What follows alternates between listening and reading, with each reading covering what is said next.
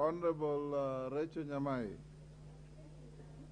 Thank you very much, Honorable Speaker. I would like also to add my voice on this and to say that it is true that the Honorable CHEPKONGA was not in the House when this matter was debated. And it is important for him to respect that the matter was brought to the floor of the August House and debated. And it has given again to some constituencies. Honorable Speaker, as I speak, I have 300 schools in my constituency. I know the Honorable CHEPKONGA doesn't have that number. And Honorable Speaker, there are constituencies in this city that have 10 schools, and they are given the same amount of money. So it has brought some fairness. It isn't much that has been added to these constituencies that have more than 6 wards, but it is an addition and it is a gain. And Honorable Speaker, when the Honorable CHEPKONGA was speaking, he was addressing they. So I do not know why he is trying to divide the honorable members of this House to 2 groups. Honorable CHEPKONGA, I think, with all due respect to you, Honorable Speaker, I would like to advise that he brings out other parameters that can be used to make it better, instead of bringing a loss to those constituencies that have already gained. Thank you so much for the opportunity, Honorable Speaker. Bindi, you will be the very last one. Thank you very much, Mr. Speaker. And I want to agree and concur with the other members that Honorable CHEPKONGA was not here when we debated and passed that particular law. And there is a basis, Mr. Speaker, because above what we do here, equity and equality, or semblance of the two, Mr. Speaker, is very important. This House, Mr. Speaker, as Honorable CHEPKONGA may want to argue, that we should, as national government, allocate money in terms of wards. Wards also, Mr. Speaker, are based on something. They are based on some parameters. And even if we were actually to amend the rule as it was exemplified very well by Honorable Sirma, Mr. Speaker, we'll still go to other parameters like locations or sub-locations, because we need some equity, Mr. Speaker.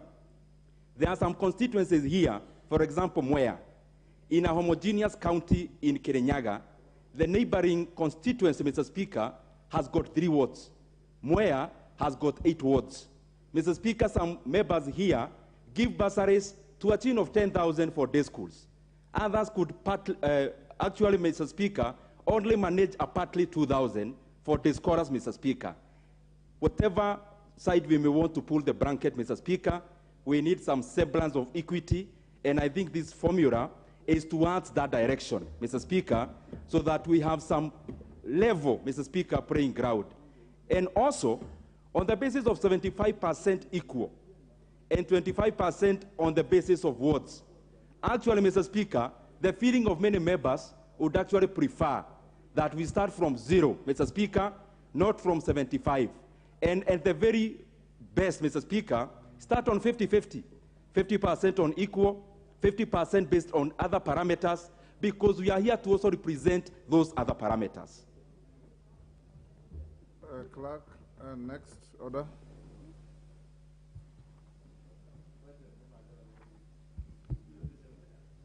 Order number 8, procedural motion, extension of time for consideration of certain petitions. Majority. Honorable Speaker, I beg to move that pursuant to the provision of Standing Order 256A, on extension of period prescribed, this House resolves to extend the period for consideration of the public petitions reported on November 15, 2022, from the person specified hereunder, seeking the removal of commissioners of the Independent Electoral and Boundaries Commission, IEBC, pursuant to the provisions of Article 251 of the Constitution and Standing Order 230, by the Departmental Committee on Justice and Legal Affairs by a further period of 3 days, with effect from 29th November 2022.